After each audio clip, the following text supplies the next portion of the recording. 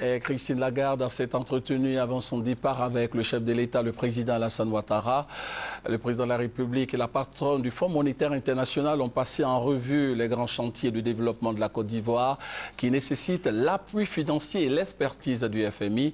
Avant de quitter la Côte d'Ivoire, Christine Lagarde a prononcé une conférence de presse au cours de laquelle elle a salué les efforts consentis par les autorités ivoiriennes dans le cadre de la relance économique post-crise.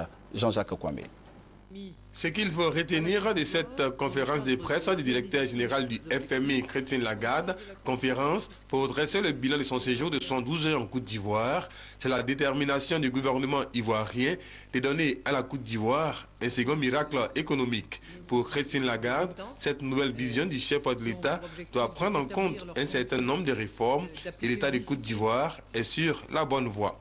Tout en félicitant le gouvernement pour le travail accompli, taux de croissance en 2011 de moins 5,4%, on est passé à 8,6% en 2012. Le FMI, a dit son directeur général, va continuer d'assister et d'appuyer la Côte d'Ivoire à travers son programme de facilité élargie des crédits. En qualité de directeur général du Fonds monétaire international, j'ai félicité les autorités pour le solide redressement de l'économie ivoirienne que le FMI a entrepris d'accompagner dans le cadre de la facilité élargie de crédit dotée d'une enveloppe globale de 600 millions de dollars sur 3 ans à taux d'intérêt zéro.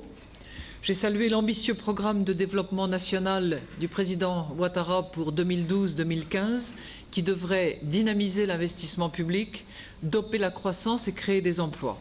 Selon le directeur général du FMI, les Ivoiriens doivent relever 3 défis. L'investissement dans les compétences humaines, l'inclusion permettant une meilleure répartition des ressources de la croissance et la bonne gouvernance.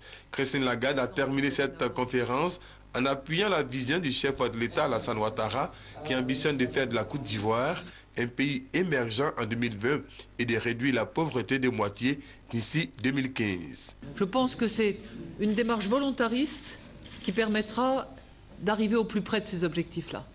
Et moi, je félicite le président Ouattara de fixer des objectifs qui peuvent nous sembler aujourd'hui ambitieux.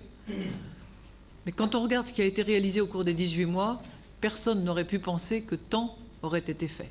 Juste après cette conférence, le directeur général du FMI a regagné l'aéroport. Elle a été rejointe par le Premier ministre Daniel Kadman-Duncan, qui est venu lui dire merci pour le soutien et au revoir au nom de l'État de Côte d'Ivoire. C'est aux environs de 19 h ce mardi que le directeur général du FMI, Christine Lagarde, a quitté la Côte d'Ivoire.